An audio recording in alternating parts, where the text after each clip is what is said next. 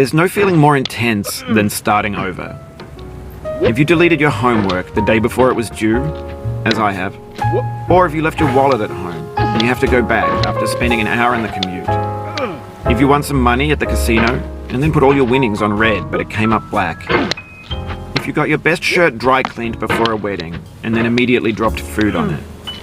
If you won an argument with a friend and then later discovered that they just returned to their original view.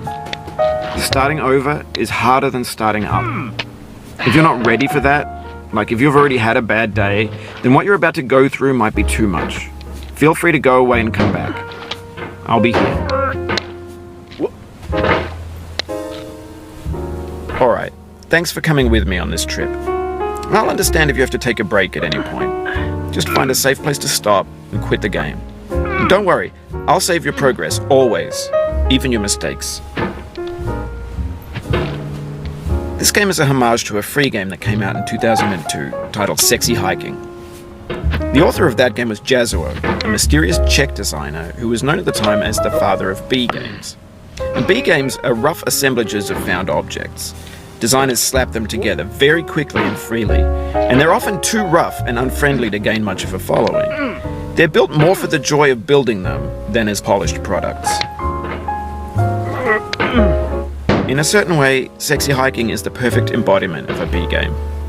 It's built almost entirely out of found and recycled parts, and it's one of the most unusual and unfriendly games of its time. In it, your task is simply to drag yourself up a mountain with a hammer. And that act of climbing, in the digital world or in real life, has certain essential properties that give the game its flavor. No amount of forward progress is guaranteed. Some cliffs are too sheer or too slippery. And the player is constantly, unremittingly in danger of falling and losing everything.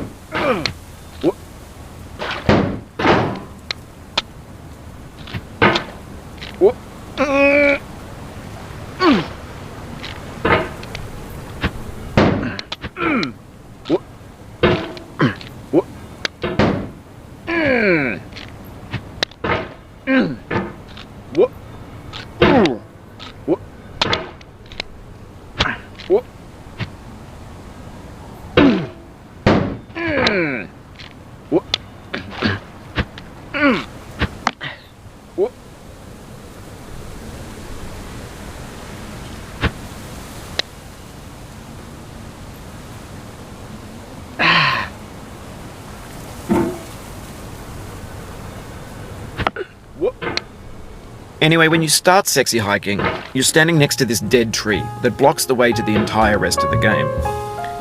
It might take you an hour to get over that tree, and a lot of people never got past it. You prod and you poke at it, exploring the limits of your reach and your strength, trying to find a way up and over. And there's a sense of truth in that lack of compromise.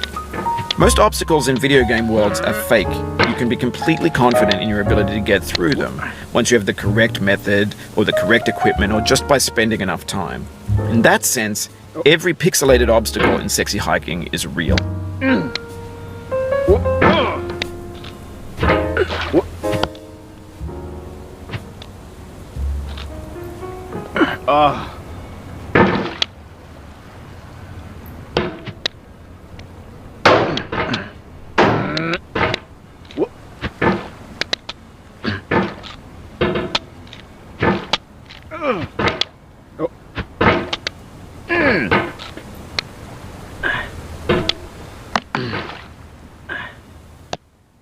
Oh, you just lost a